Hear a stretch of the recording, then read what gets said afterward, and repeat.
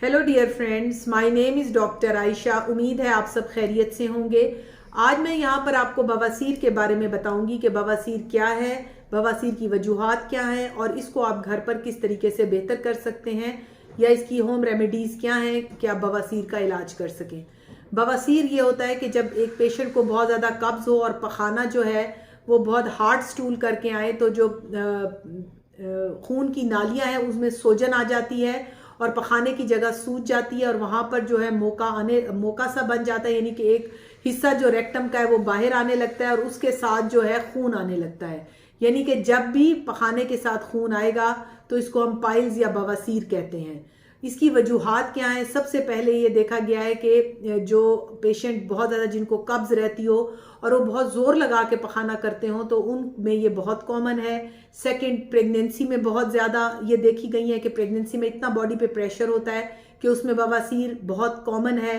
Third important चीज़ है कि वो लोग जिनमें लो फाइबर डाइट हो, यानी कि जो सब्जियों वगैरह का इस्तेमाल कम करते हो, जंक फूड ज़्यादा खाते हो, उनमें ज़्यादा है। फोर्थ इंपॉर्टेंट चीज़, जिनका ओवरवेट पेशेंट्स हैं, जिनको कब्ज़ भी है और ओवरवेट भी हैं, उनमें बवासीर बहुत कॉमन है।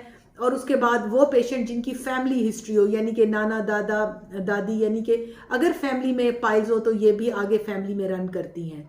अब इसके लिए होम रेमेडीज़ क्या हैं? फर्स्ट ऑफ ऑल, जब प्रेगनेंसी हो पेशेंट को, जब पेशेंट डिलीवर हो जाती हैं तो वो इसके साथ फिर बेहतर हो जाती हैं और दौरान हमल भी हम उनको बताते हैं कि ये आपको पाइल्स हो सकती हैं तो कब्ज़ ना होने दें। सेकेंड इंपॉर्टेंट चीज़ है हाइड्रेशन लेवल्स, कि आप कितना पानी पी रहे हैं। अगर आप पानी 8 से 10 गिलास पिएंगे तो नेचुरली स्टूल जो है वो पतला होता रहता है और वो हार्ड नहीं होता, तो पानी का पीना भी बहुत इंपॉर्टेंट है।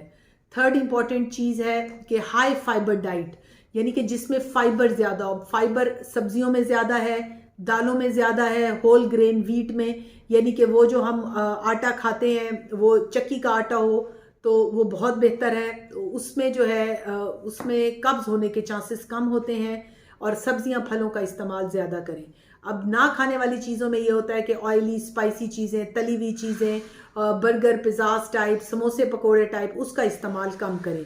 उसके बाद इंपॉर्टेंट चीज़ आ जाती है कि आप इसको बेहतर किस तरह कर सकते हैं कि हॉट सिट्स बात से, यानी कि आप नीम गर्म पानी लें एक तसले में और उसमें बेशक 1 चम्मच नमक का या डिटॉल का डाल लें और आप उसमें बैठें तो ये इसका पेन जो है वो बेहतर हो जाता है। बाज़ लोगों को पखाने वाली जगह पे बहुत ज़्यादा ख़ारिश होती है तो ये भी एक बहुत बड़ी इलामत होती है पाइल्स की, तो हम उनको बताते हैं कि आपने हॉट सिट्स बात लेने, यानी नीम गर्म पानी टब में बैठें आप, और इसके अलावा आप बर्फ़ के टुकड़े लें, उसको एक टॉवल में लपेट लें और वो जो आपके मोके हैं उसके ऊपर रखें, यानी पखाने वाली जगह पे रखें, तो ये भी बहुत इफ़ेक्टिव है। उसके बाद इंपॉर्टेंट चीज़ आ जाती है कि कब्ज़ ना होने दें, खांसी ना होने दें और हाइड्रेशन लेवल्स को अच्छा करें। इसके अलावा ये है कि कुछ क्रीम्स अवेलेबल हैं मार्केट में जो हम डॉक्टर्स लिखते हैं कि आप इसको पखाने वाली जगह पे लगाएं, या आप इसकी उसके आगे एक नोज़ल सी बनी होती है तो इसको भी आप स्टूल वाली जगह के अंदर थोड़ी सी छोड़ दें तो ये भी बेहतर हो जाते हैं। लेकिन अगर पेशेंट का ख़ारिश बरकरार रहे, उसके पखाने से खून आना बरकरार रहे और वो किसी सूरत कम ना हो रहा हो, तो फिर हम ये कहते हैं कि फिर आपने सिर्फ पाइल्स के बारे में नहीं सोचना, ये और बीमारियां भी जो हैं वो इस किस्म की सिम्टम दे सकती हैं जो कि ख़तरनाक भी हैं, जिनमें कैंसर का नाम जो है वो सबसे पहले है।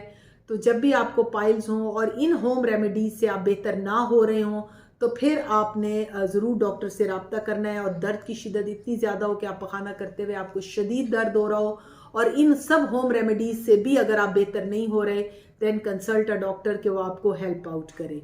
Thank you very much.